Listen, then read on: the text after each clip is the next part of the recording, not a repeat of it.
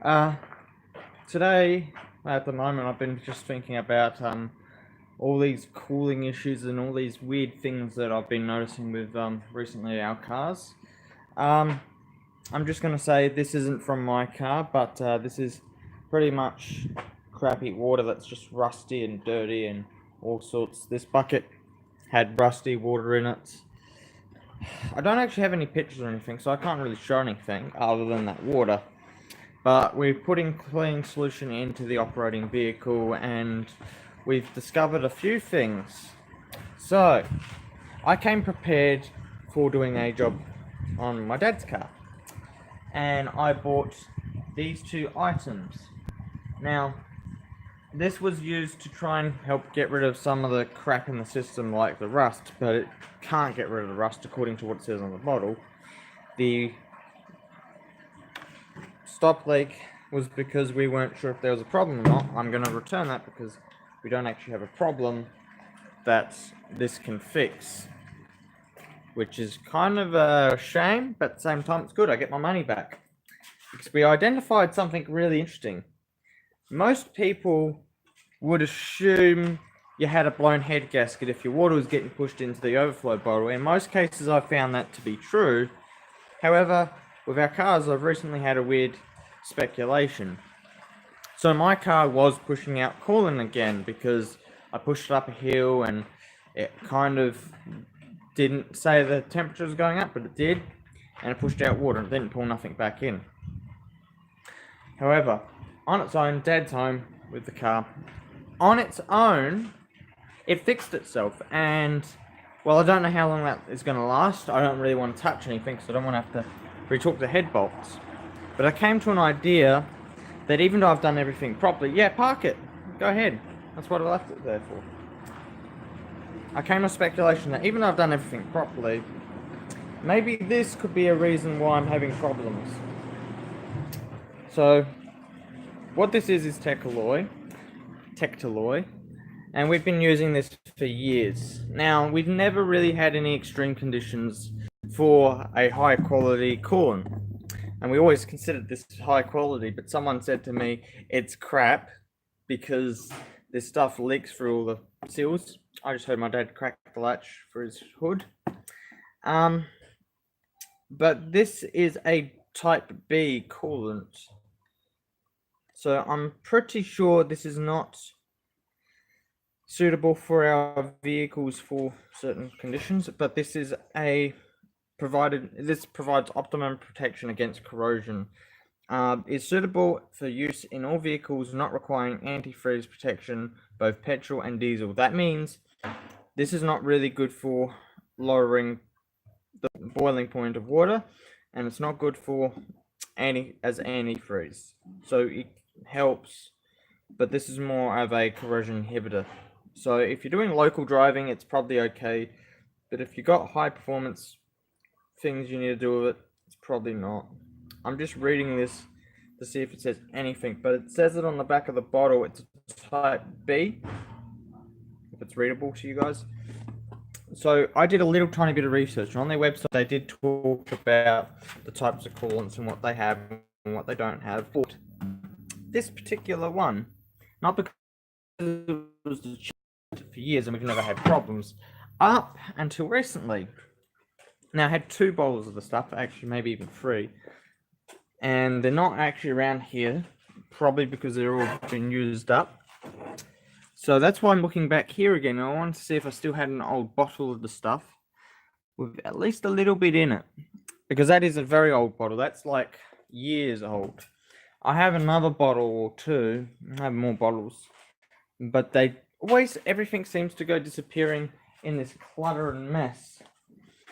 And the reason I'm also speculating about it being the head gasket and always concerned about head gasket, I still have my original head gaskets replacing, and they always had blow by on these points. There's not really much material there, and it really is very sensitive to and prone to temperature spikes. So if there really is a problem with the anti-boiling technologies of the water, then we have a problem. So let me give you a rundown of how we identify this could be the problem. So, first of all, this car, every time we topped up the radiator, it'd push it into the overflow bottle. So, what did we do? Prepare it to fix a head gasket and verify if it was a head gasket or not. We weren't really sure, and we're still not sure. But pretty sure we don't have a head gasket issue. So, I'm checking it right now a little bit.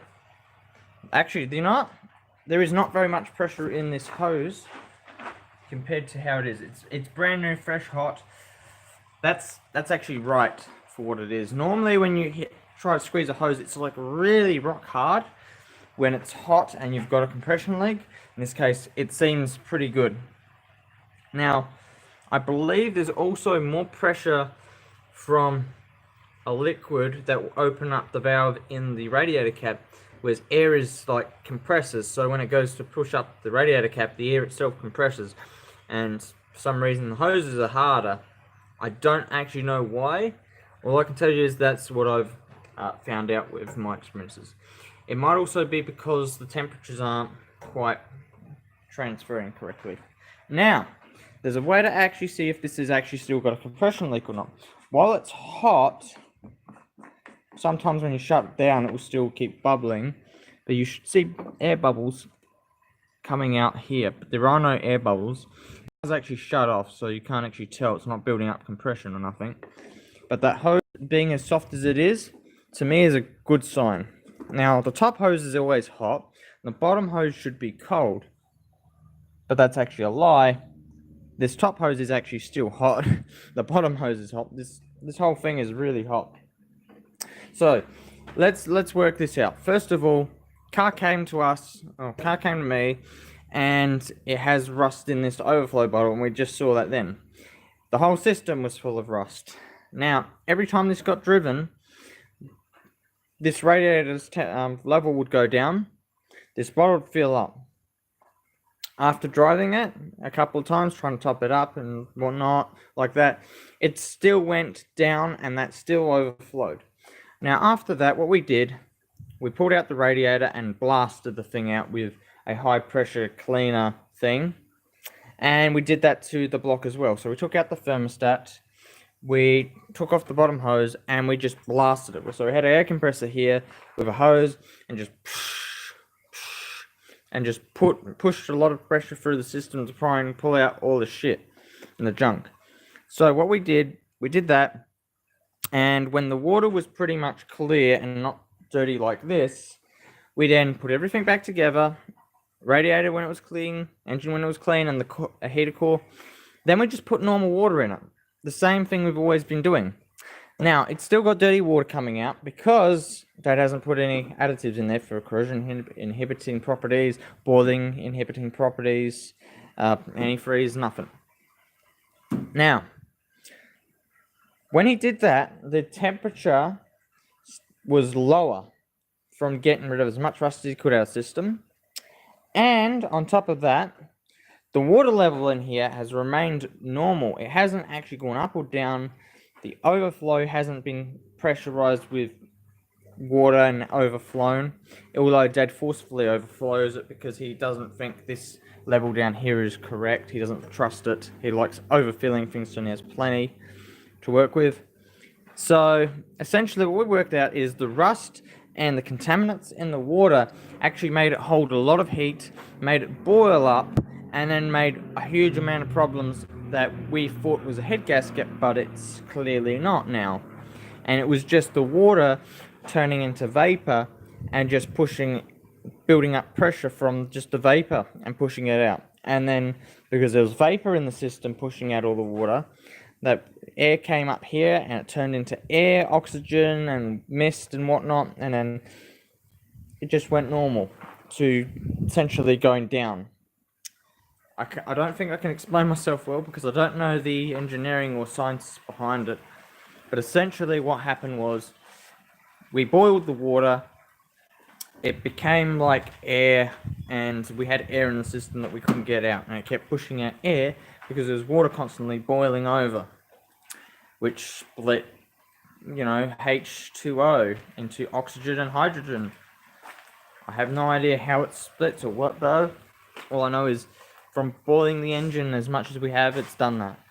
With my car, however, I've done everything properly. I've still got some contamination coming through the system, but it's not as bad as Dad's. It's only just fixed itself. And from this scenario, I'm wondering if I should change the coolant one more time and put something that is clearly anti-boil, anti-freeze, and put the right consistencies into the mix. And then try and drive it and see how I do. But I also think maybe I should retorque the head gasket at the same time to be certain that the head gasket hasn't gone on me or has any issues, and to make sure for certain that this coolant's not going to have any issues or blow out or anything.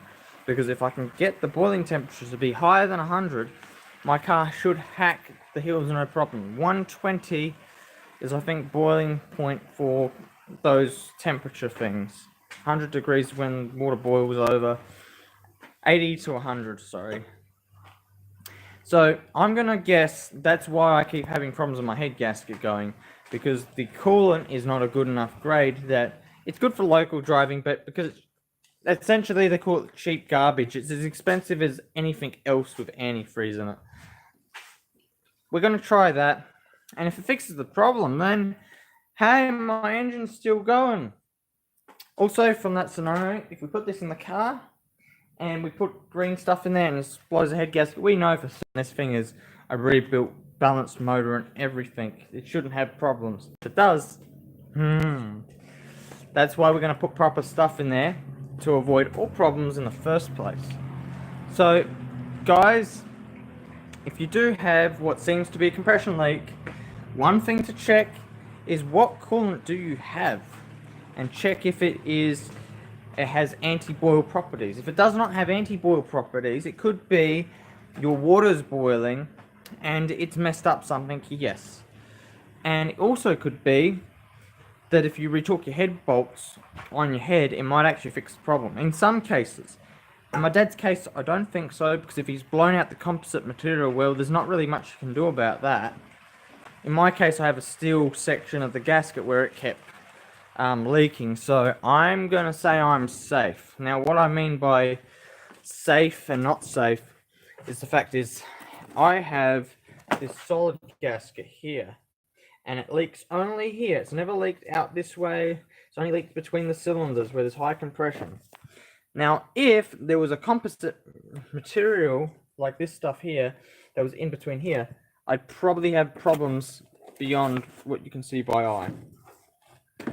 And fuss, I can't show you that, but it's a guess, and because it's a guess, I need to prove if it's going to work or not, which I can't do because that thing is still fine. It doesn't have a blown head gasket, as far as we can tell. But we'll find out when she cools down what happens, see if she has air in the system, and leave it everything as it is now. I think it's time to pack up, go inside, go fuel up Mum's car. But I do try to do things properly, guys. I hate having to repeat the job again and again and again, because at this point in time, while I love to drive a car, the maintenance in it, if you have to repeat yourself on the same job so many times, like I've repeated the head bolt retorquing process on the same engine about 20 plus times, almost once every day for about a week, because I was just trying to work out why does this keep happening, and is retorquing this actually fixing it? Yep, retorquing the head bolts did fix my problem, and now I know a lot about that. I can pass that information on to you guys. Retorque your head bolts if you think you have a head gasket leak, because it's likely the head gasket has sort of, the heat has made it sort of stretch out the wrong way, probably, and caused it to not seal properly. And by recompressing it, you might just be lucky and get away with getting a little bit more life out of head gasket. And if you put in the right coolant for your engine, your vehicle, your radiator and all that stuff, you might also get lucky in the sense you won't have any more overheating issues. But with this coolant, I recommend reconsidering it unless you're doing local driving. Local driving, I think it's okay. I strongly believe That coolant's good for local driving, but for high-speed driving, under extreme conditions, no. If you want to tow, if you want to load stuff, if you want to do a lot of work with your vehicle, put in the proper stuff. Don't go for that stuff. It might protect your system from rusting, corrosion, all that, but it doesn't help you protect it from thermal damage, which is what I really hate the most. Because the thermal damage is only so subtle that it will do damage in a long period of time, but it can have devastating effects in a short period of time should the coolant all be gone. Because I've seen that damage before, and essentially you weld pistons inside cylinders if there's no coolant, and you have to rev your engine hard as to do like 100 kilometers an hour with no coolant. Thanks for watching, guys. See you in the next video.